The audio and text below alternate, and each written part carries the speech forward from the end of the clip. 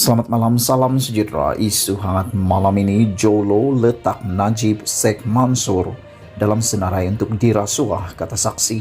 Berita sepenuhnya. Seorang saksi utama dalam perbicaraan rasuah dan peguam uang haram ke atas bekas eksekutif Goldman Sachs berkata skandal untuk merompak berbilion dolar daripada dana 1MDB dirancang sedekat lalu di dalam apartemen seorang ahli perniagaan Asia yang masih dalam buruan. Tim Leisner, bekas rekan kongsi Goldman, memberi keterangan di Mahkamah Persekutuan Brooklyn, Amerika Serikat pada Rabu bahwa ahli perniagaan Jolo memberitahunya dan defendant bekas rekan sekerjanya Roger Ng mengenai rancangan untuk membayar sehingga US 1 bilion rasuah kepada pegawai asing.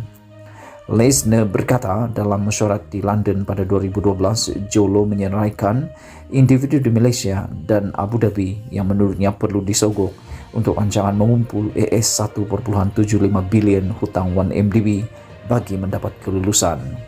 Sebuah syarikat yang berpangkalan di Abu Dhabi bertindak sebagai penjamin untuk 1MDB dalam perjanjian itu, kata Leisner.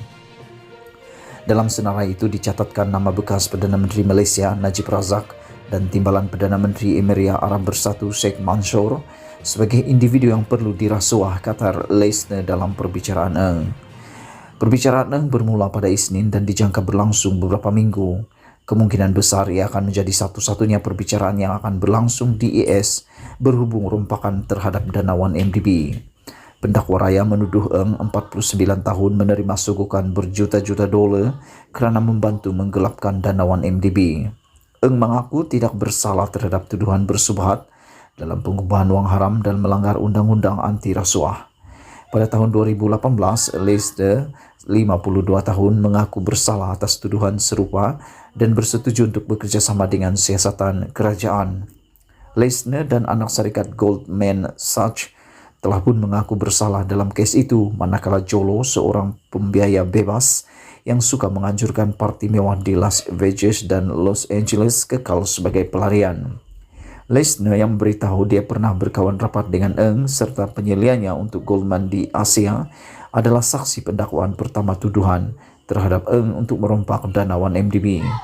Pendakwa raya di seluruh dunia berkata wang yang dikumpul untuk dana itu sepatutnya membiayai proyek infrastruktur bagi memberi manfaat kepada rakyat Malaysia, tapi sebaliknya digunakan untuk membiayai perbelanjaan mewah oleh Jolo dan orang lain yang rapat dengan Najib.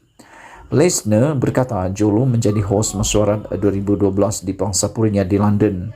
Dalam keterangannya, dia berkata Jolo menerangkan secara terperinci semua pegawai kerajaan yang akan dirasuah bagi membolehkan Goldman mendapatkan hak bagi mengatur tawaran bon berbilion-bilion dolar untuk dana 1MDB.